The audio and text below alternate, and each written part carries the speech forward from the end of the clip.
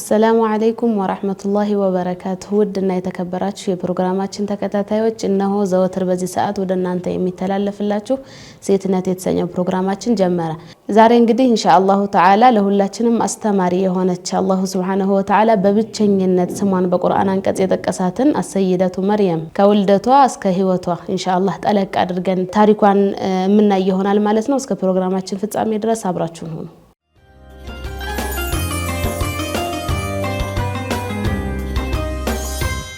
መልካም እንግዲህ መጀመሪያ ላይ ለመጥቀስ እንደሞከርኩት ዛሬ የምናከፍላችሁ ታሪክ አሰይደቱ መርየም አላሁ Subhanahu Wa Ta'ala በብቸኝነት በቁርአን አንቀጹ ላይ መርየም ብሎ ሱራውንም ሱረቱ መርየም ብሎ የገለጻት ሴት ናት ምን ሲል ይገልጻታል وإذ قالت الملائكة يا مريم إن الله اصطفاك وطهرك واصطفاك على نساء العالمين ብሎ አላሁ Subhanahu Wa Ta'ala እንግዲህ ሱራውንም በስሟ ሰይሞ የተቀሳት ብቸኛ ሴት አሰይደቱ መርየም ናት ማለት ነው ስለዚህ ኢንሻአላሁ ተዓላ በርግጠኝነት ይሄንን ታሪክ ለመስማት ጓጉቻለሁ እናንተም ልክ እንደዛው በነሻጣ በህማስ ከፕሮግራማችን ፍጻሜ ድረስ ይቺ ሴት ማን ናት ወልደቷስ ምን ይመስል ነበር የሚለውን እንድትከታተሉን በአክብሮት እየጋበዝን ሱመያ መጀመሪያ ወደ አንቺ ልምጣና አሰይደቱ መርየም አስተዳደጓ ምን ይመስል ነበር የሚለውን እስኪ ጥቀሽልን بسم الله والحمد لله والصلاة والسلام على رسول الله صلى الله عليه وسلم لله تعالى ያው ሰይደቱና መርየም ከአስተዳደጋቸው በፊት ውለታቸው ምን ይመስል ነበር ከምን አይነት ባክግራውንድ ነው የመጡት የሚለውን አስቀድሞ ማወቅ አስፈላጊ ነው እና ሰይደቱና መርየም አባታቸው ኢምራን ሲባሉ እናታቸው ደግሞ ሐና ይባላሉ እና ሐና መጀመሪያ ላይ አይወልዱም ነበር እና አንድ ቀን ከሰይድና ከባላቸው ኢምራን ጋር ኢምራን ማለት ነብያን ነበሩም ግን ሚን ዑለማ ኢብን እስራኤል ነበሩ ከሙሁሮች ከበኒ እስራኤሎች ሙሁሮች በጣም የተከበሩ በቃ ሰው ራሱ ለመሐደም እሳቸውን የሚጥርለም በቃ ትልቅ ሰው ነበሩ አላህን የሚፈሩ በዒልም አላህ ሰፊ ዕውቀትን የሰጣቸው ዓሊም ነበሩና አንድ ቀን ዛፍ ስር ቁጭ ብሎ ሳለ አንድ ወፍ ይመጣና ልጆቹ እና ይሄን ሲያዩ ሐና በቃ እናት የመሆን ስሜቷ ውስጥ በጣም ተረበሸና በጣም ከልቧ ፈልጋ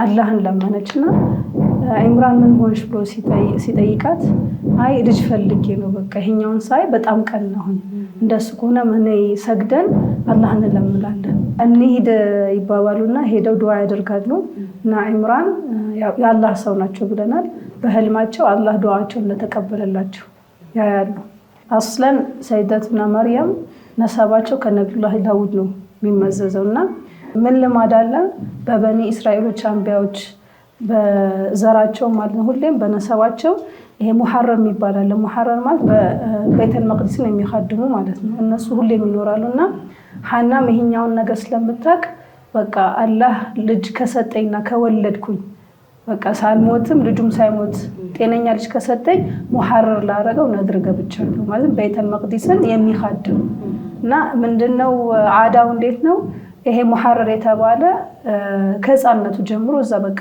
የት መኖር ይጀምራል እዛ ቤተል መቅደስ ይሄዳል የተወሰነ እድሜ እስከሚደርስ ድረስ ራሱን በደም እስከሚያቅ ድረስ ይሰራል እዛ አሁን በማዝዳት ሊሆን ይችላል ማታ ሲሆን የፋኑስን በመለከስ ሊሆን ይችላል ውሃ በማምጣት ብቻ የተለያዩ ኺድማዎችን ያደረገ መስጊዱን ይخدማል ከዛ ያኛው እድሜ ላይ ሲደርስ ይጠየቃል ለምን የሱ ምርጫ ነበርማ የቤተሰቦቹ ምርጫ ይጠየቃል ከዛ ኋላ እንደሌላ ሰው መኖር ትፈልጋለህ ወይ ሙሐረር ትሆናለህ ይባላል ከዛ ኋላ ሙሐረር ሆናለሁ ካለ ከዛ ጊዜ ጀምሮ ቤተል መቅደስን ትቶ መውጣት አይችልም ይሄን ስራ ማቆም አይችልም በቃ እስከሚሞት ድረስ ምን ያደርጋል ይሄኛውን ስራ ይሰራል ማለት ነው እና ይሄን ብላ ነድር ትገባለች ሐና ከዛ በኋላ ያው ልጅ ሲወለድ ሴት ሆነ እና ከዚህ በፊት አንድም ሴት ልጅ ሙሐረር ሆና አታውቅም ለምን ያው ሴት ልጅ ታውቃላችሁ ሐይድ አለ መውለድ አለ ያው ደካማም ናት እንደ ወንድ ልጅ መሐደም አትችልምና ከዚህ በፊት ለሴት ልጅ አይፈቀድም ነበር ግን አላህ Subhanahu Wa Ta'ala መርየምን ሲያልቃቸው በዛን ጊዜ ደግሞ ነብዩላህ ዘከሪያ ዘመድ ነበሩ ለመርየም አለይሂ ሰላምና እሳቸውም ያው በሳቸው መንገድም እንደተረጋገጠ የመርየም ሙሐረር መሆን እንደምትችል ውሳኔ ተሰጣቸው ማለት ነው እና የሚገርማችሁ ነገር መርየም ዓለይሃ ሰላም ለየት የሚያረጋት ብዙ ጊዜ እኛ የሚመጣልን መርየም ሲባል ያለ ባል ልጅ መውለዷ ነው። ግን ሌላ ለየት የሚያረጋት ነገር አለ። እሱ ምንድነው? አንዴም ቢሆን የእናቷ ጡትም ቢሆን የሌላ ሰው ጡትም አልጠባችም። ገና ከህፃንነቷ ጀምሮ ማለት ነው። ልክ ሐና እናቷ ልክ እንደወለደቻት በጨርቅ ጠቅልላ ነው እየሮጠች ወደ ምን ያመጣቻት? ወደ ቤተል መቅዲስ ያመጣቻት። ከዛ ለቤተል መቅዲስ ካመጣቻት በኋላ ምንድነው ሲባል ይሄው የወለድኩት ልጅ ሴት ሆነች፣ ያው ምንም ማድረግ አልችልም ነድር ገብቻለሁ። ከዛ ላ ዘከሪያ እንደነገርኳችሁ አይ በቃ አላህ ተቀብሎሻል ብሎ ተቀበሏት ማለት ነው። ወዲያው ነው በጨርቅ ጠቅልላት ነው ያመጣቻት። ከዛ በኋላ ምንድነው ሲባል ይሄው ወንድ ልጅ ወልዳለሁ ብዬ ነው ያሰብኩት የነበረው፣ የተመኘሁት ግን ያው አላህ ነገር ሆኖ ሴት ሆነ ትላችኋለች። እንደነገርኳችሁ ሴት አይፈቀድም ነበረ። ግን አላህ ሱብሓነሁ ወተዓላ የመርየምን ታላቅነት መርየምን ሲያከብራት አላህ ፈቀደላቸው ማለት ነው። ከዛ በኋላ ምን ተባለ? እሺ እቺ ልጅም ያው ማን ነው የሚያሳድጋት ሲባል እዛ ጋር የተሰበሰቡት ሐና ልጇን ስታመጣ መርየም ስታመጣት 27 ዑለማዎች ነበሩ እዛ ጋር የተሰበሰቡት። እና የማን ልጅ ናት መርየም ማለት? የኢምራን ነው። የኢምራን ማለት ደግሞ የበላይ ናቸው። እና ኢምራን ረዲየላሁ ዐንሁ ሞተው ነበረ ገና መርየም ሳትወለድ። እና ሁሉም ያው የኢምራን ልጅ ምን ማድረግ ይፈልጋል? ማሳደግ ይፈልጋል። ከዛ ኋላ እሺ እጣ እናውጣ ይባላል። ሁሉም ማሳደግ ፈልጉ። ከዛ እጣ እናውጣ ይባላል። ሁሉም ይሄ ከነቢዩላሂ ኢሳ በፊት ሁሉም አንቢያዎች ከነቢ ሙሳ በኋላ የመጡት አንቢያዎች ሁሉ የማንን ይከተሉ ነበር? ተውራትን ነበር የሚከተሉት የነበረው። እና እነሱም ተውራት የሚጽፉበት ቀለም ነበራቸው። እና ቀለም ስንል ይሄ መጻፊያ እንደ እስክሪብቶ በይው። እና እሱን መጻፊያቸውን ይዘው ወጡና የት ይጥላሉ? ይሄ ውሃው ላይ ወንዙ ላይ ይጥላሉ። ሲጥሉ የሁሉም ይሰምጥና የማን ይቀራል? የማን ይንሳፈፋል? የነብዩላህ ዘከሪያ ይንሳፈፋል። አሁን ሁለተኛ ይደገም ይላሉ እጣው ማለት ነው። አሁንም ሲጥሉ ምን ሆነ? አሁን ሁለተኛ ይጣል ይሉና ሲጥሉ ማለት ነው የእሳቸው ምን ይሆናል? አሁን ወንዝ የሚሄድበት ዳይሬክሽን አለው አይደለ? ከሱ ተቃራኒ የእሳቸው ቀለም ከውሃው በሚሄድበት ተቃራኒ ትሄዳለች፣ የእነሱ ደግሞ ትሰምጣለች። አሁን ይወርዳል ውሃው ጋር። ከዛ በተቃራኒው በውሃው ተቃራኒ ማለት ነው። ይሄ አሁን ለነብዩላህ ዘከሪያ ሙዕጂዛቸው ናቸው። ሙዕጂዛን አስገራሚ ክስተት ነው። ሶስተኛ ይደገም ይላሉ። አሁን እንትን ልጅ መስጠት አልፈለጉና ሶስተኛ ሲደግሙ ደግሞ የእነሱ ይሰምጣል፣ የነብዩላህ ዘከሪያ እንደ ጭራሽ ተተክሎ ቆመ ውሃው ላይ ማለት ነው። አይንቀሳቀስም፣ ምንም እንደ መሬት ላይ እንደተከለ ቆመና የዛኔ በቃ አሁን እንትናል በቃ ተቀብለናል ይሉና ዘከሪያ አለይሂ ሰላም ይወስዷታል ማለት ነው። እና ዘከሪያ ሚስታቸው ኢሻ ትባል ነበር። ያው እሷ ታሳድጋቸዋለች መርየምን ማለት ነው።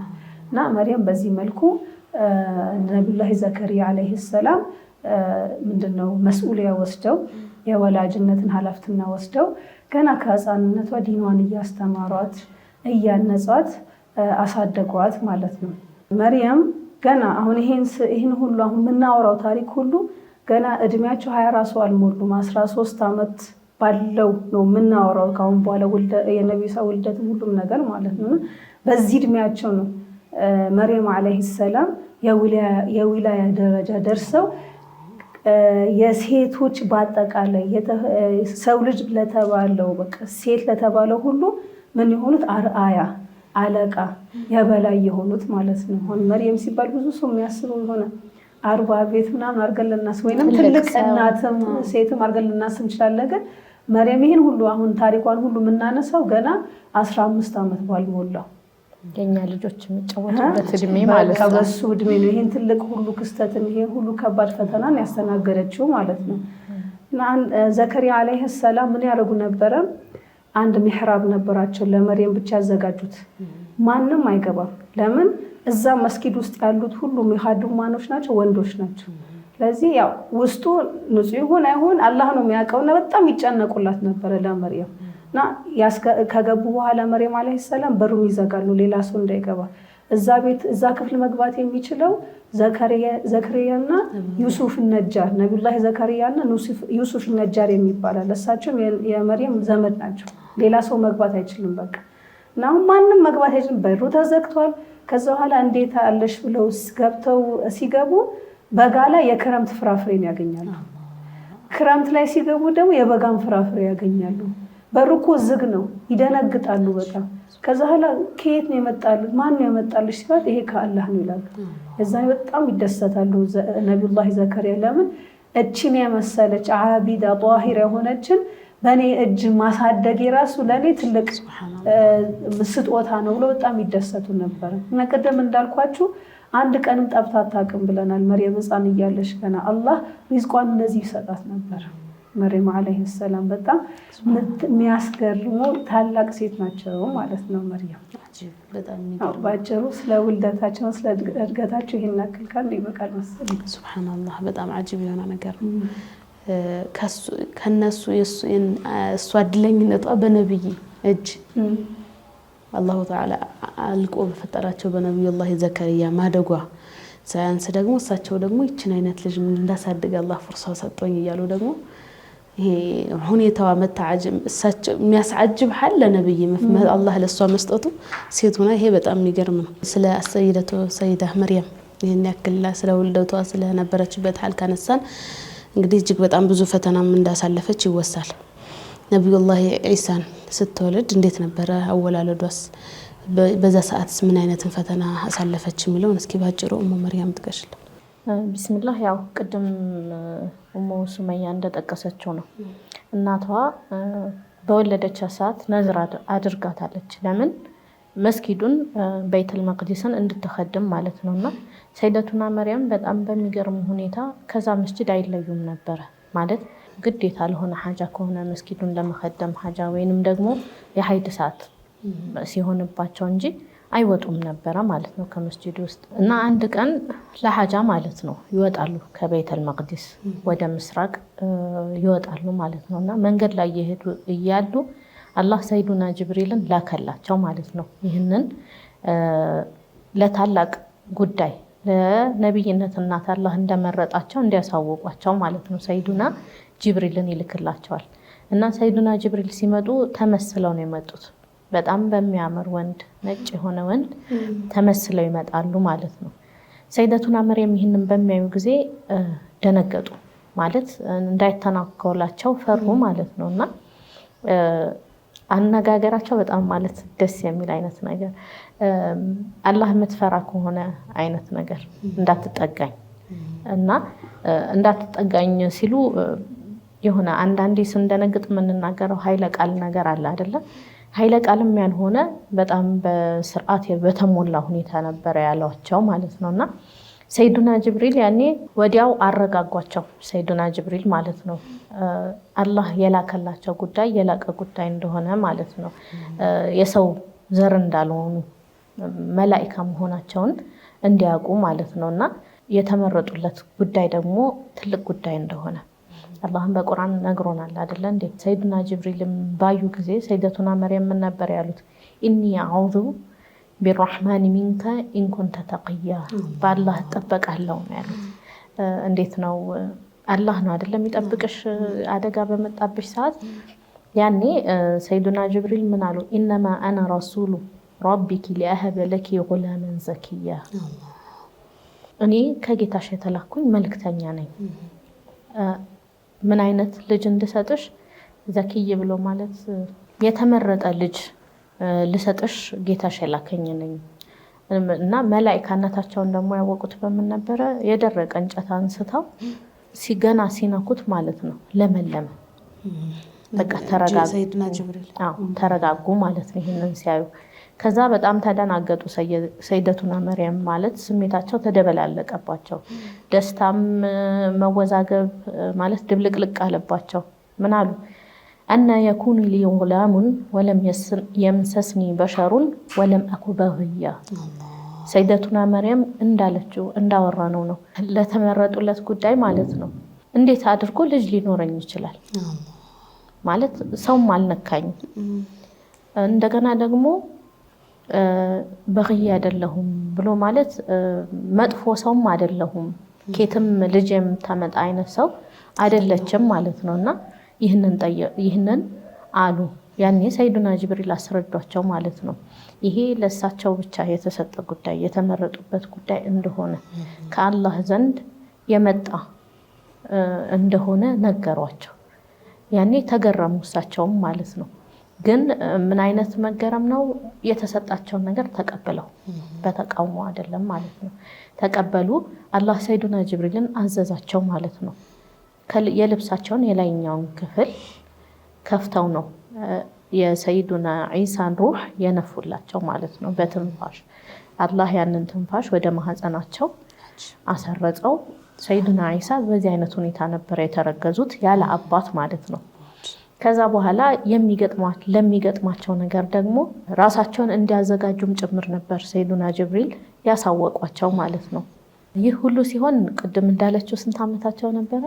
13 ዓመታቸው ነበረ ማለት ነው። ሰይደቱና መርየም እንዲህ በቁርአን የላቁ የተከበሩ ለዚህ ታላቅ ተግባር የተመረጡ ሆነው ሳለ እድሜያቸው አሁን እኛ ህፃን የምንለው ህፃን አይደሉም። በእርግጥ ለአቅመ ሔዋን አንድ ሴት ከደረሰች ህፃን አትባልም። ግን በዚች ያክል እድሜ ነበር ይህ ታላቅ ደረጃ ላይ ያደረሱት ማለት ነው። ይሄ ከምን የተነሳ ነው? ከተርቢያቸው የተነሳ ነው። ነብይ ያሳድጓቸው፣ በተጨማሪም አላህ ስለመረጣቸውም ጭምር ነው ለዚህ ቁም ነገር በዚህ እድሜያቸው የበቁት ማለት ነው። እና ይህ ነገር በተፈጠረ ጊዜ ኺላፍ አለው። ዑለማዎች የእርግዝናቸው ጊዜ ላይ ኺላፍ አድርገዋል። አንዳንዶቹ 9 ሰዓት ያሉ አሉ፣ አንዳንዶቹ አይደለም ከዛ ይተልቃል እስከ 9 ወር ነውም ያሉ አሉ። ይሄ የሚያጨቃጭቅ ጉዳይ አይደለም፣ ለማወቅ ያህል ማለት ነው። ከዛ ወዲህ ተመልሰው ወደ መስጂዱ መጡ። ከጊዜ በኋላ ምን መታየት ጀመረባቸው? የእርግዝና ምልክቶች መታየት ጀመረባቸው ማለት ነው። ለዚህ ጉዳይ መጀመሪያ የነቁት ሰይዱና ዘከሪያ ናቸው። ለምን? በእጃቸው ከልጅነት ጀምሮ ስላሳደጓቸው ማለት ነው። ከዛ በኋላ ዩሱፍ ነጃር ዘመዳቸው ነው ብለናል። ሰይደቱና መርያም ሲጀመር የስጋ ዘመዳቸው ነው። እና ይህንን በሚያይ ጊዜ አንዳንድ ግራ ትጋቢለ አፍ አውጥተሽ አፍሽን ሞልተሽ ለመጠየቅም እኮ ይከብድሻል። ሐላቸውን ስለሚያውቅ ማለት ነው። የትም እንደማይሄዱ እዛው መስጂድ ውስጥ እንዳሉ ስለሚያውቅ መጥፎ የሆነ ባህሪም እንደዚሁም ደግሞ በሌላ ነገር ሊጠረጥራቸው እንኳን የዛ አይነት ሰው እንዳልሆኑ ስለሚያውቅ ማለት ነው። እና ምን ማድረግ ጀመረ? ጥያቄዎችን ማንሳት ጀመረ። መርየም ሆይ አትክልት ያለ ፍሬ ይበቅላል እንዴ ብሎ ይጠይቃቸዋል ማለት ነው። እና አዎ ይበቅላል አሉት። የመጀመሪያውን ተክል ማን ነው የፈጠረው? አላህ ነው የፈጠረው ብለው መለሱለት። አሁንም ተመልሶ ምን ይላቸዋል? ልጅ ያለ አባት እንዴት ይፈጠራል እንዴ ብሎ ይጠይቃቸዋል። ከዛ አዎ አሉት። አደምን አላህ ያለ አባትም ያለ እናትም ፈጥሯል አሉት። ከዛ ወዲህ ገባቸው የፈለገለት ጉዳይና የተከሰተውን ነገር አጫወቱት ለሱ ማለት ነው። ነገሩት። ያው እሱ ገባው። ለምን ለትልቅ ጉዳይ እንደሚሆኑ ከእድገታቸው ጀምሮ ስላየ ማለት ነው። ከዛ ወዲህ የገጠማቸው ነገር ነበር በጣም ፈታኝ የሆነ ነገር። እርግዝናቸው እንደገፋ ሰው ሁሉ በቃ መነጋገር ያደረጋቸው የሀገር ሰው ሁላ ሰማ። ግማሹ ሐታ በሰይዱና ዘከሪያ በነብዩ ወንጅሎ የከፈረም አለ፣ እሳቸውን በዝሙት ወንጅሏቸው ማለት ነው። ሌላው ደግሞ ተነስቶ አይ ያ ዩሱፍ ነጃር ነው እዛ ክፍል የሚገባው አይነት ነገር እሱ ነው እየተባለ መወንጀል ጀመሩ ማለት ነው። እና በጣም ተጨነቁ። ማለት አስቢው ባላጠፋሽው ጥፋት ስትወነጀል ይከብዳል እኮ አይደለ እንዴ? ያረክሽው ነገር ሲሆን እንደምንም ወይ ጆሮ ዳባ ልበስት ያለሽ ወይንም ደግሞ ትቀበያለሽ ያጠፋሽው ነገር ሲሆን። ግን ላላረጉት ነገር በዛ ላይ ዝሙትን የሚያህል ትልቅ ወንጀል ላይ ሲጥሏቸው በቃ ነፍስያቸው አልቻለችም፣ ከበዳቸው እዛ ራሱ መኖርና ተገለው ከበይቱል መቅዲስ ይወጣሉ ማለት ነው። የመውለጃቸው ጊዜ ሲደርስ በይቱ ላህም ነበሩ፣ ቤተልሔም የሚባለው ቦታ ላይ ማለት ነው። ያው ምጥ ሲመጣ ታውቃላችሁ አይደል? የእውነት ሲመጣ የሆነ የምትይዙ ነገር ትፈልጊያለሽ፣ በቃ የእውነት ሲሞቅ ማለት ነው። እና በጣም ሲቃረብ የቴምር ዛፍ ነበረ የነበረችበት ቦታ፣ የደረቀ የቴምር ዛፍ ሄዳ እሱን ትይዛለች ማለት ነው። ያው አላህ በሰላም ይገላግላታል። ማንም ሳይኖር አጠገቧ በሰላም አላህ ይገላግላታል ማለት ነው። ከወለዱ በኋላ ደግሞ በጣም ድካም አለ፣ ራብ አለ አይደለ እንዴ? ጅብሪል ይጣሩና ምን ይለዋታል? አላህ ከስርሽ ምንጭ አውጥቶልሻል፣ ከሱ ጠጪ። እንደዚሁም ደግሞ የቴምሩን ዛፍ ነቅንቂው፣ ወዝውዥው ይሏታል። ስትወዘውዘው የበሰለ የቴምር ፍሬዎች ይንጠባጠቡላታል ማለት ነው። እሱን ትበላለች፣ ከምንጩም ትጠጣና ኃይሏ ይመለስላታል ማለት ነው። ምጥ ላይ ያለ ሰው ቴምር ይብላ ይባላል አይደለ እንዴ? ለዚህ ነው ኃይል ይሰጣል፣ ያጠናክርሻል ማለት ነው። እና እሱን ትበላለች፣ ትጠጣለች ከምንጩም። ከዛ ወዲህ አላህ ማንንም እንዳታናግር ያዛታል ማለት ነው። ከማንም ሰው ጋር እንዲህ ነው ብላ ለማስረዳት ራሱ እንዳትሞክር ትታዘዛለች። በእነሱ ሸሪዓ ደግሞ ጾም ሲባል እንዴት ነበረ? ምግብ በማቆም ብቻ አይደለም። በምን አይነት ሁኔታ የሚገልጹ ነበረ?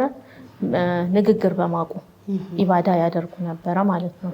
ምን ታዘዘች? ማንም ሰው ቢያናግራት መልስ እንዳትሰጥ ትታዘዛለች ማለት ነው። ከዛ ወዲህ ልጁን ይዛ ወደ ህዝቦቿ ትመለሳለች።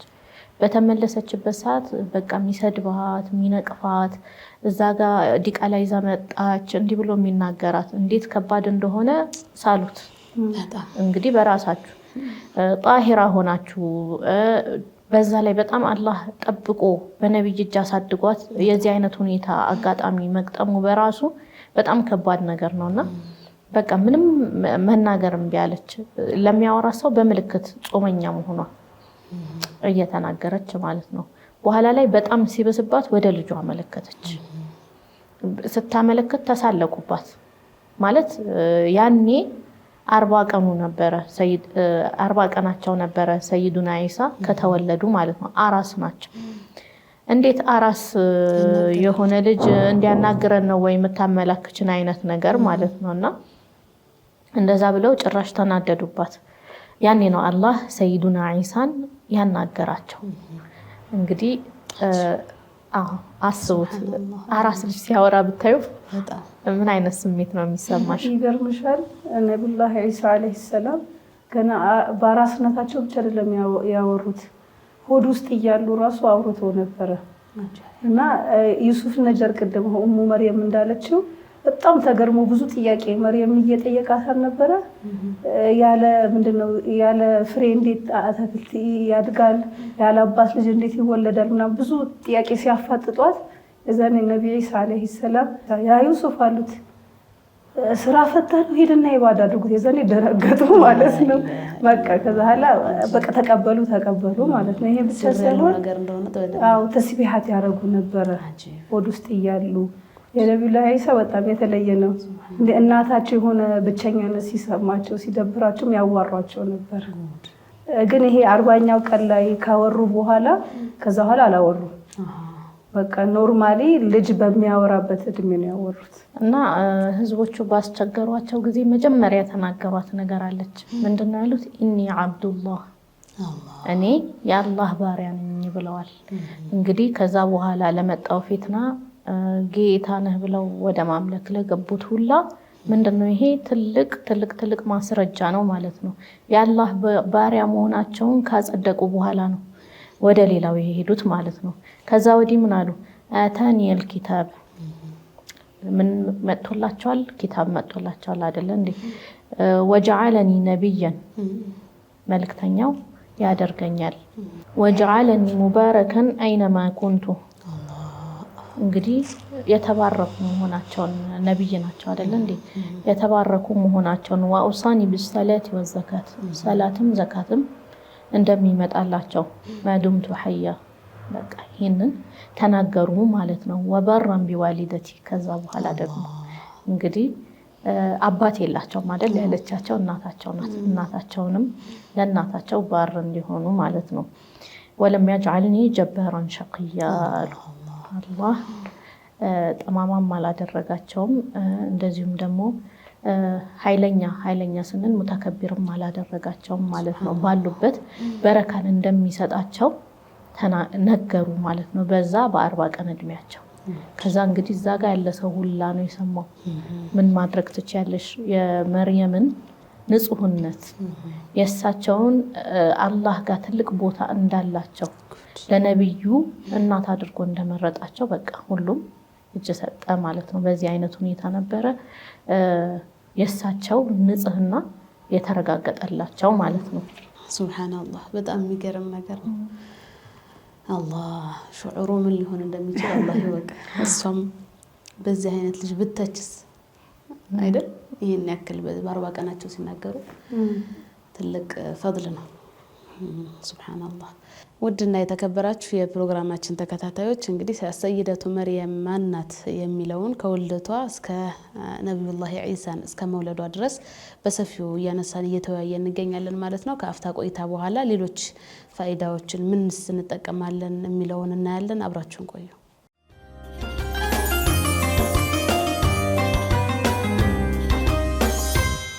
መልካም ተመልካቾቻችን ከቆይታ በኋላ ተመልሰናል። እንግዲህ ስለ ሰይደቱና መርየም ታሪኳን እያነሳን እየተወያየን ቆይተናል ማለት ነው። አሁን ደግሞ ሱመያ ወደ አንቺ ልምጣና እስኪ እንግዲህ ታሪኳን የሰይደቱና መርየም እንደጫወታችሁ ነው እንደገለጻችሁልን ነው። ከዚህ ታሪክ እኛ ሙስሊም ሴቶች ምን እንማራለን የሚለውን ደግሞ ጥቀሽልን። አሁን የሰይደቱና መርየምን ታሪክ ስሰማ ምን ይሰማኛል መሰለሽ? የሆነ የሚገባቸውን ያክል እንደማናቃቸው የሚገባቸውን ያክል እንደማናስታውሳቸው።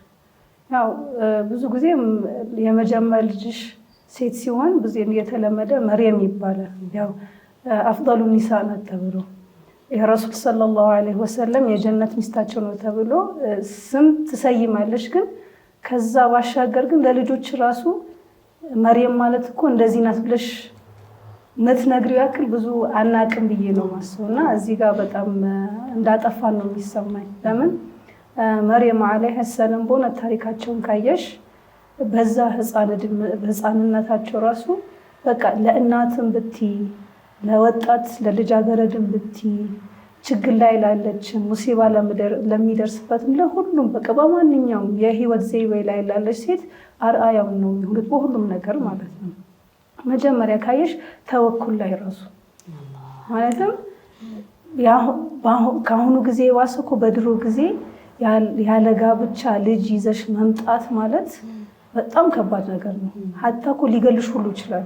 አንዳንድ ባህል ላይ ያው በሻሪያችን አሁን ያገባ ሰው ነው አይደለ ዝሙት ከሰራ የሚገደለው። ግን አንዳንድ ባህል ላይ በቃ ሴት ልጅ ዝሙት ሰራች ማለት ከሷም ጦሱ ከሷም አልፎ ለቤተሰቧ ነው የሚሆነው።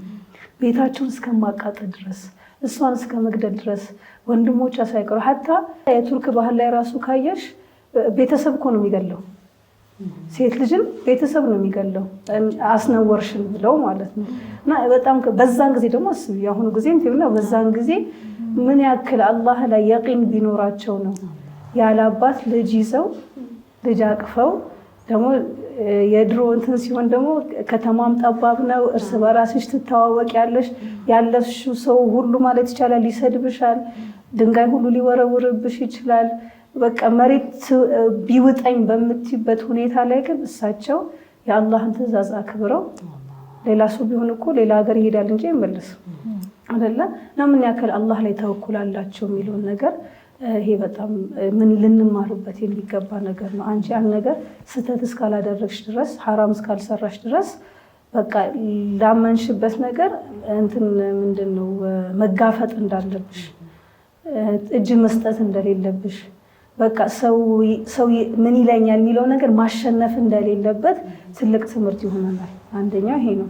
ሌላ ከዚህ ታሪክ ምንድን ከሰይደቱና መርየም የምንማረው ምንድነው? ሴት ልጅ ዒፋን መጠበቅ እንዳለባት በቃ ከዝሙት ራሷን አንድ ሴት መጠበቅ እንዳለባት ክብረ ንጽህናው መጠበቅ እንዳለባት የፈለገውን ያክል ፈተና ቢደርስባት አሁን ባለነው ጊዜ አኺሩ ዘማን ስለሆነ ሴት ልጅ በጣም ወንዶች የሚፈታተኑባት ማለትም አሁን ሌላ ጊዜ ከቤት ካልወጣሽ ምንም አይነት ፈተና ላይ ደርስብሽ ይችላል። ማንም ላያቀሽ ይችላል። ግን አሁን በተቀመጥሽበት ቦታ በስልክሽ ብዙ አይነት ነገር ፊትናዎች አሉ። ይሄ ዋትሳፕ ላይ ያለሽ፣ ፌስቡክ ላይ ያለሽ አለ አይደል? አሁን ስንት ሴቶች ናቸው ሂጃብ ለብሰው የራሳቸውን ፎቶ ደስ በማይል ሁኔታ እያነሱ ይለቋሉ፣ ዓለም ሰው ሁሉ በሚያዩ ሁኔታ ማለት ነው። እና ሴት ልጅ ዋና ክብሯ ውበቷ አይደለም፣ ወይንም የቤተሰቧ ማንነት አይደለም፣ ወይንም ምን ልበልሽ ብሩ አይደለም። ሴት ልጅ ዋናና ዋና ሀያዋና ክብረ ንጽህናዋ ነው። ይሄን ነገር አንድ ሴት እኮ ሀያ ካላት ውበቷ ይጎላል። የፈለገው ብታምርና ሀያ ከሌላት ግን ውበቷ አፈር ነው የሚበላው። እና ይሄኛውን ነገር ከሰይደቱና መርየም አለይሃ ሰላም የምንማረው ነገር ነው። ለምን ራሷን ጠብቃ ማለትም የነበረችበት ቦታ እንዳልነው ወንድ የበዛበት ግን ምንም ሳይፈታተናት ዒባዳውን እያደረገች በዚህ እድሜዋ ትልቅ ደረጃ ልደርስ ትችላለች ማለት ነው። እና አንዲት ኢሮፓ ሀገር ላይ የምትማር ሙስሊም ሴት ናት። ምን ብላ ነው የምታወራው? በቃ ሁሌ ያው ኢሮፕ ላይ እንደምናውቀው በጣም ሴት ልጅ አሁን ሂጃብ ስትለብስም ብዙ ነገር ይደርስባታል። ሀታ ሀገራችን ይሻላል ሰላም አልልም ስትል ከወንዶች ጋር ሸሪያው የማይፈቅደው አይነት ግንኙነት እዛ ጋር መምጣት የላቸውም። ውጭ ሀገር ላይ ጋብቻ ምናምን አይሉም። በቃ ፐብሊክሊ አንቺ መንገድ የተሻገርሽ ብዙ አይነት ነገር ታያለሽ ኢሮፕ ላይ ማለት ነው። እነሱ ይሄ እንደ ክብር ይቀንሳል ብሮሱ አያዩት። እና በዛ ኢንቫይሮንመንት ላይ እያለች ብዙ እንትን ይደርስባታል። ለምሳሌ አሁን አልጨብጥም በማለቷ ሂጃብ በመልበሷ ወንዶች ጋር ሸሪዓ የማይፈቅደው አይነት ግንኙነት አልፈልግም ስትል እስከ መሰደብ፣ ማሾፍ፣ ሌላ ነገሮችም ይደርስባታል።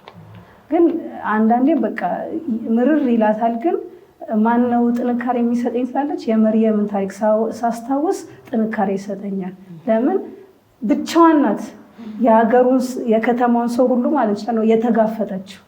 እና ይሄን ሳይ ጥንካሬ ይሰጠኛል። እሷ ለብቻ ተጋፍጣ እኔ ለተወሰነ ጊዜ ዩኒቨርሲቲ ውስጥ ለምንድን ነው መጋፈጥ የሚያቅተኝ እሰብራለሁ ብላ መርየምን እንደ አርአያ ትጠቅሳታለች ማለት ነው። ሌላ ደግሞ ከሰይደቱና መርየም እንደምንማረው ትዕግስትን የሚለውን ነገር ነው። ትዕግስትን እንማርበታለን። አንደኛ መጀመሪያ ራሱ ሰው ሳያውቀው ራሱ ማርገዟን አሁን ከአሁኑ ሰው ሲያውቅ ምን ያደርገኛል የሚለውን ነገር ሀሳቡ፣ ጭንቀቱ ራሱ አንድ በጣም ምንድነው እንቅልፍ የሚያሳጣ ነገር ነው አይደለ? ከዛ በኋላ ደግሞ ልጅ ወልዳ አሁን 40 ቀን ልክ እንደወለደች አይደለም ወደ ከተማው የተመለሰችው።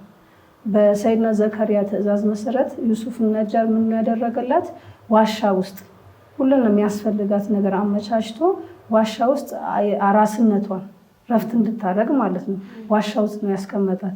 ከ40 ቀን ላይ ነው መጥቶ የወሰዳት። የዛኔ ነው ሰው ያገኛት ማለት ነው። እና ይሄ እንትን እዛ ዋሻ ውስጥ አራስ ማለት እኮ ከባድ ነገር ነው።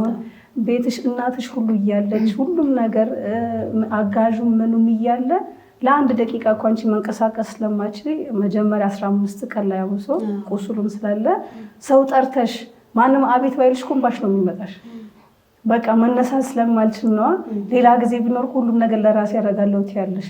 ተነስተሽ ራሱ በትክክል ለራስሽ መጸዳጃ ቤት መሄድ አትችይም።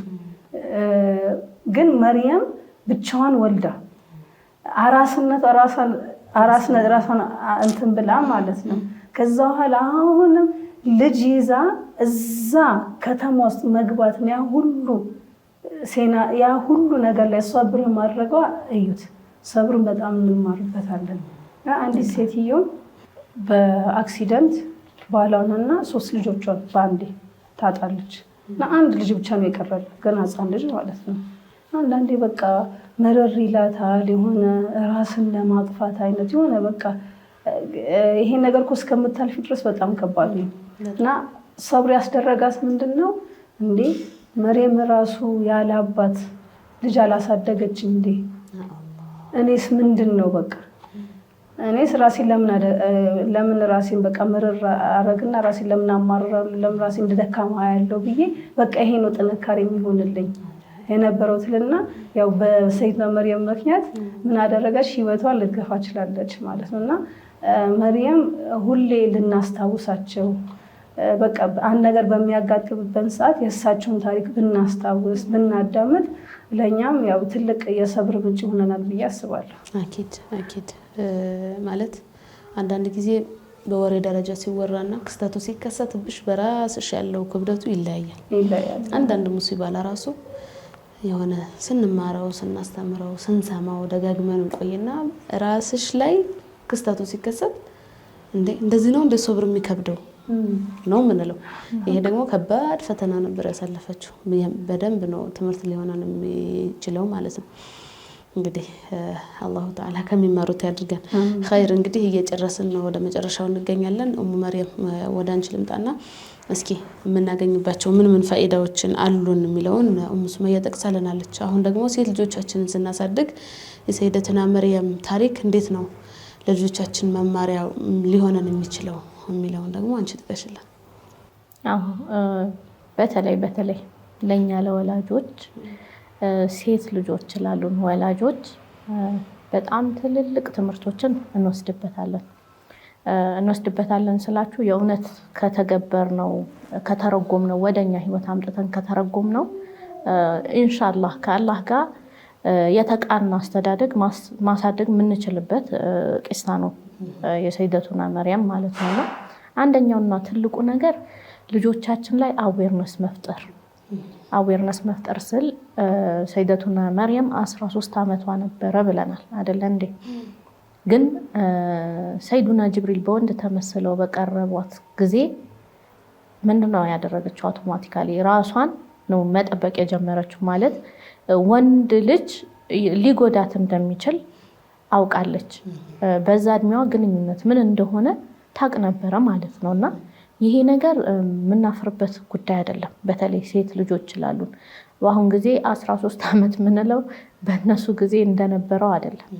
ህፃን ናት፣ አይ ታያት፣ ኧረ ልጅ ናት እያልን ነው አይደለ? እንደ 13 ዓመታቸው ላይ ያሉ ልጆቻችንን የምናሳድገው። በዛ እድሜ በጣም ብዙ ነገሮች ሊፈጠሩ ይችላሉ። በጣም ብዙ ትንኮሳዎች ሊያጋጥማቸው ይችላል። በጣም ብዙ ጥቃቶች ሊያጋጥማቸው ይችላል። ስለዚህ መጀመሪያ እኛ ምን መፍጠር አለብን? አዌርነስ መፍጠር አለብን። ትንኮሳ ምን እንደሆነ ማስረዳት መቻል አለብን። ሰው እንዴት ሊያጠቃቸው እንደሚችል ማይሆን ድርጊት ካደረገ ማይሆን አክሽን ከወሰደ ምን ማድረግ እንዳለባቸው ያውቃሉ ማለት ነው፣ እውቀቱ ካላቸው። ግን ምንም የማያውቅ ልጅ ከሆነ ይጠቃል። ምንም ማታውቅ ልጅ ካለችን ልጆቻችን ይጠቁብናል ማለት ነው። እዚህ ጋር አላህ ሱብሓነሁ ወተዓላ ሰይደቱና መርየምን አወድሷቸዋል፣ አሞግሷቸዋል። በምንድን ያሞገሳቸው? አለቲ አሕሰነት ፈርጀሃ፣ ራሷን በመጠበቋ ክብረ ንጽህናዋን በመጠበቋ ተሞግሳለች ማለት ነው። በአሁን ጊዜ በጣም በጣም በጣም የሚያስፈራ ጊዜ ላይ ደርሰናል አይደለ እንዴ? ክብረ ንጽህና የሚባል ነገር ቫልዩ እያጣ መጥቶ ቢታየው ምንድነው እንደ ፋራነት እየታየ ነው በአሁኑ ጊዜ። በርደን ፋራነት ይቺ ደግሞ የመቼዋ እንትናት በቃ የመቼ ዘመንሽ ነው የምትባየውና በጣም እንደ ፋራነት ነው እየታየ ያለውና በዚህ ጊዜ ልጆቻችን እስላማዊ አደብ ብሎ ማለት እስላማዊ አስተዳደግ ብሎ ማለት ይሄ ነው። ክብረ ንጽህናቸው መጠበቅ በሸሪዓ ትልቅ ቫልዩ ያለው እንደሆነ ሐታ ሰይደቱና መርየምን አላህ እኮ በዚህ ነው ያሞገሳቸው እያልን መንገር አለብን ለልጆቻችን ማለት ነው። ሰው ክብረ ንጽህናውን በምን እንደሚያጣም ማሳወቅ አለብን ማለት ነው። ያን ሳትነግሪ ዝም ብለሽ ይሄን ብቻ የምትነግሪያት ከሆነች ልጅ ሳታውቀው ሄዳ ሌላ ነገር ውስጥ ልትገባ ትችላለች ማለት ነው። ትልቁ ነገር ደግሞ ምንድነው? ሀያ የሚባል እሴት እየጠፋ ነው ያለው። ሀያ ማለት ኢንቫይሮንመንታችንን እንወስቲ ድሮ እንዴት ነበረ ማለት በእኛ እድሜ እንኳን ቀና ብለሽ ወንድ አታይም። መንገድ ላይ ወንድና ሴት እየሄደ ወንድ ከመጣ ሴቶቹ ጥግ ይዘው ነው አይደለ የሚያሳልፉት። ይሄ ፋራነት አይደለም። ትዝ ካለሽ አስተማሪ በጣም ስንረብሽ ድሮ ምንድነው የሚያደርገው? ወንድና ሴት አቀላቅሎ ያስቀምጣል። ሰላም ነው የሚሰፍነው አይደለ? ራሱ ማለት ነው። በቃ ይሄን ያክል ወንድና ሴት ማውራት በጣም ነውር ነበረ። በጣም ነውር ነበረ እንጂ ቆመሽ ራሱ ስታወሪ ከታየሽ እኮ በጣም ከባድ ወንጀል እንደፈጸምሽ ነው የምትደረግ የነበረው። አሁን ያ ነገር እየጠፋ መጥቷል። የለም ብል ማካበድ አይሆንብኝም። ሐታ ትምህርት ቤት ጋር ከሄዳችሁ 13 14 ዓመት ልጆች ከዛም በታች ያሉ ልጆች ስታዩቸው ሁኔታቸው፣ አቀራረባቸው ትክክል አይደለም። እኛ ሸሪዓችን በጣም የሚያወግዘው ነገር ነው። ከወንድ ጋር ያለን ግንኙነት በጣም ቀይ መስመር ሊሰመርለት ይገባል ማለት ነው። እንደዚሁም ደግሞ ሀያ ስንል በድርጊት ብቻ አይደለም፣ ሀታ በአለባበስ አሁን ካየን በጣም ይሄ ቦልድ የሆነ እንዴት ልበላችሁ ድፍረት የተሞላበት ጋጠወጥነት የተሞላበት አይነት አለባበስ ነው አይደል እየመጣልን ያለው። ለሙስሊም ጭራሽ የማይመጥን አይነት ነገር ሆኗል። ራቁታን እየሄደች የምታድግ ልጅ ራሷን ትጠብቃለች ብላችሁ እንዳታስቡ። ማለት ትንሽ ቀሚሷ ግልብ ሲል የምታፍር አይነት የምደነግጥ አይነት ልጅ ነው ማሳደግ ያለብን ማለት ነው። እና አብዛኞቻችን ሀታ ይሄ ጥፋቱ አንዳንዴ ከልጅ አይደለም ከወላጅ ነው። አብዛኛው ወላጆቻችን ካያችሁ ተዋት ልጅ ናት እየተባለ ቁምጣ ስትለብስ ዝም እንላለን፣ ወይም ደግሞ ገዝተን እናመጣለን አይደለ እንዴ። እኛ የሚታየውን ፋሽኑ ነው። ግን እንደዛ የተራቆተ አለባበስ መልበስ አንድ ልጅ ኦኬ ነው ብላ ካሰበች በዛ በለጋ እድሜያቸው ይሄ ነገር ችግር የለውም ብለው ካሰቡ በቃ እንዴት ነው የሚሆነው? ሀያ ማጣቱ እንዳለ ሆኖ ለሰውነታቸው የሚገባውን ክብር አይሰጡም ማለት ነው። ሴት ልጅ ሰውነቷ አውራ እንደሆነ ከልጅነታቸው ጀምረን ማስተማር መቻል አለብን። ይሄ ፕራይቬት ፓርታቸው የምንለው ነገር አለ አይደለም? ማንንም ማሳየት የሌለባቸው ሀፍረተ ገላ ነው እየተባለ እየተደበቀ የሚያድጉት ነገር ካለ ይሄ በጣም ጥሩ ነገር ነው። ኋላ ቀርነት አይደለም። ሀፍረተ ገላሽን አትክፈቺ፣ ሰው እንዳያይሽ ነውር ነው ብለን ነው ማሳደግ ያለብን ማለት ነው። እንደዚሁም ደግሞ ለሰው የማያሳዩት ነገር መሆኑንም ማስገንዘብ አለብን በልጅነታቸው። ሰው ማያየው ነገር ነው ከተባለ አውቶማቲካሊ ሰው ማይነካው ነገር እንደሆነ ያውቃሉ ማለት ነው። በዚህ አይነት ተርቢያ ነው ልጆቻችንን ማሳደግ ያለብን። ገላዋ ቫልዩ እንዳለው በጣም ውድ እንደሆነ ከልጅነታቸው ማስተማር አለብን። አለ አይደለ አንዳንድ ነገር በጣም ለራስሽ ራሱ አንዳንድ እንግዳ የሚሆንብሽ ድሮ እንጂ ሲፈጸም ማናያቸው ነገሮች ክብረ ንጽህና ማለት ክብር እንደሆነ ክብረ ንጽህናዋን ያጣች ሴት በቃ ቫልዩ እንደሌላት አድርገን ማስተማር መቻል አለብን ማለት ነው። እንደዚሁም ደግሞ ሴት ልጅ ውበቷን ለሰው አሳልፋ ማሳየት እንደሌለባት፣ ውበቷ ስልሽ ሐታ የላይኛው ውበት እንኳን ቢሆን ሰው ለማስደሰት ብላ መኳኳል እንደሌለባት፣ አሁን ለሚያያት ማማር አለባት ነው አይደለ? ሜካፕ ተቀብተው ነው አይደለ የሚወጣው ደጅ ስልሽ ነገሩ ኮምፕሊትሊ ተገልብጧል። አሁን ያለንበት ሁኔታ ሸሪዓዊ ተርቢያ ከምንለው ኮምፕሊትሊ ተቀይሯልና ደጅ ሲወጡ መቀባባት የዚህ አይነት ነገሮችን እንዳይለምዱ በቃ ሴት ስትባል ውበቷ ለራሷ ለቤቷ እንደሆነ ከዛ በዘለለ ለማንም ውበቷን ፕሩቭ ማድረግ እንደሌለባት ለሰው ውበቷን ለማሳየት መጨነቅ እንደሌለባት አስተምረን ከልጅነት ካሳደግናቸው ኢንሻአላህ አላህ ከብዙ ነገር ይጠብቃቸዋል ማለት ነው። እሱ ብቻ ሳይሆን አንዳንድ ነገሮችን ደግሞ በምሳሌ ማስረዳት አለብን።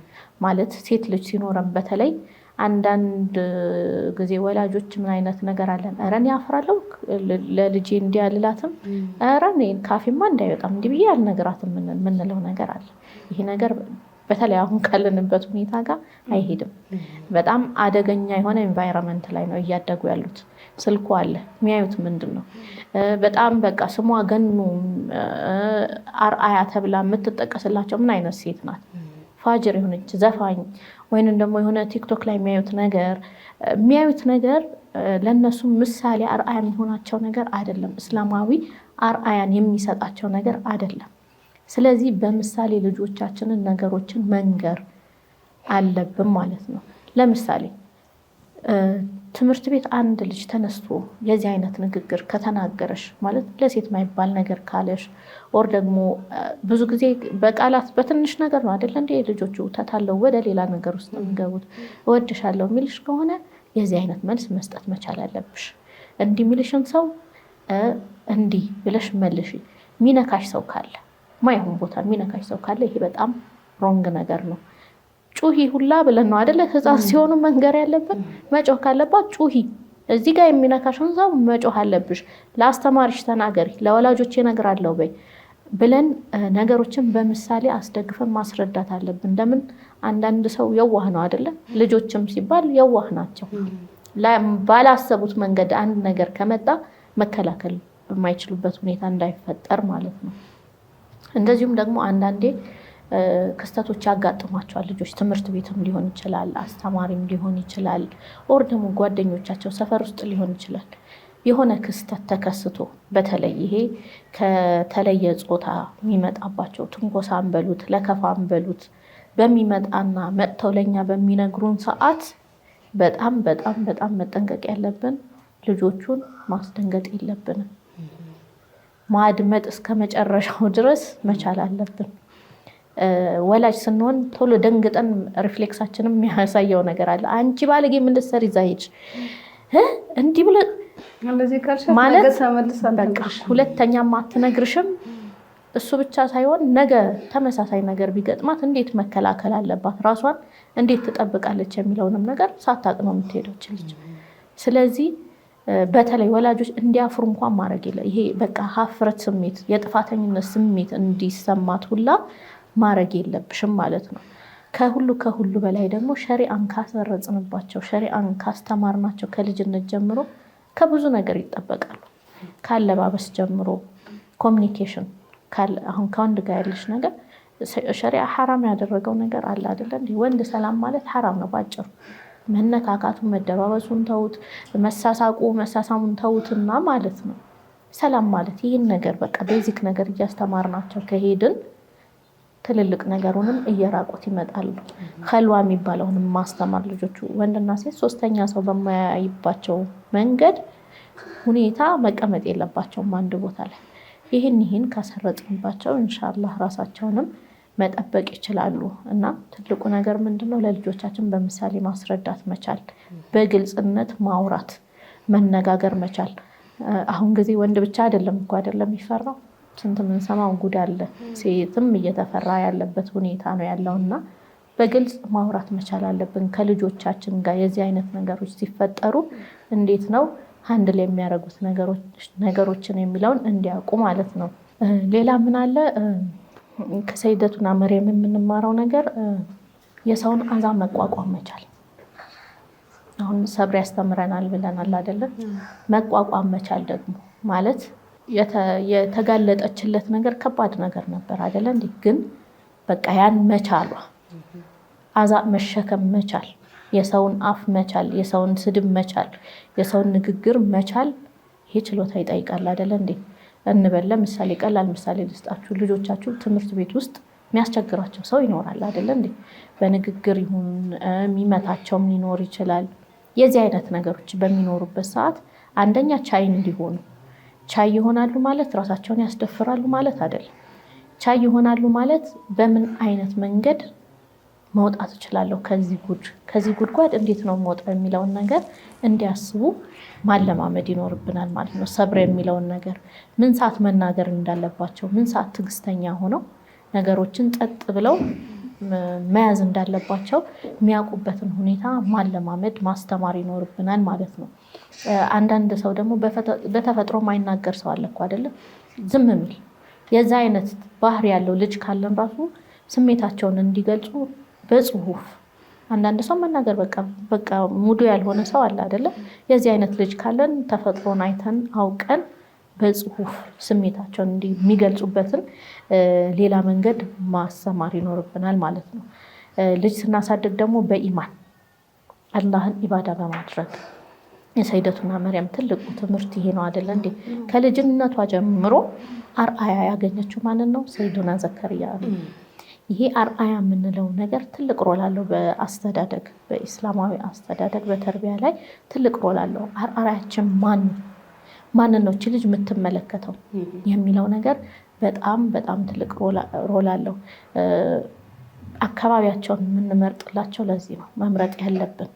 ኤክስፖዠሩ የምታሳድጊበት ከካፊር መሀል ራቁታቸውን ከሚውሉ ሰዎች መሀል አሳድገሽ ልጅሽ ኢማንተኛ ትሆናለች ወይም ደግሞ በቃ ያላት ትሆናለች ብለሽ አታስቢም አይደለ እንዴ?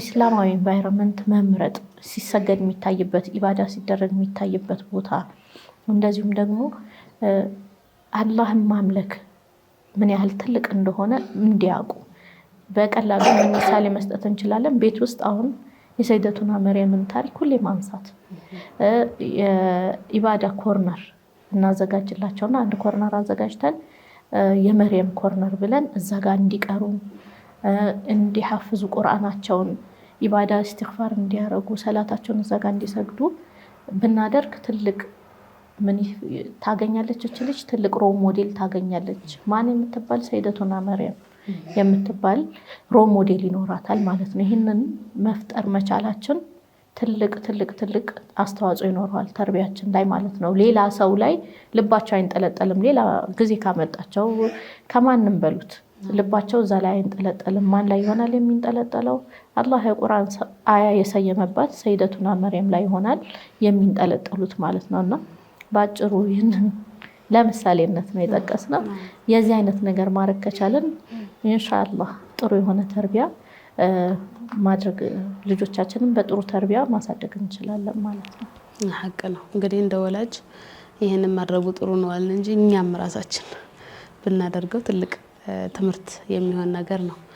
ውድና የተከበራችሁ የፕሮግራማችን ተከታታዮች እንግዲህ አሰይደቱ መርየም ማናት የሚለውን በሰፊው ከጅምሩ እስከ ያው በአንድ ሰዓት ብዙ ነገር መጥቀስ አይቻልም፣ ግን ዋና ዋና ፖይንት ያልናቸውን ወደ እናንተ አድርሰናል ማለት ነው። ከዛስ ምን እንማራለን የሚለውንም ስንጠቃቅስ ቆይተናል። እንግዲህ በታሪኩ ተማሪ ትሆናላችሁ፣ እኛም እንማራለን ብለን ተስፋ እናደርጋለን።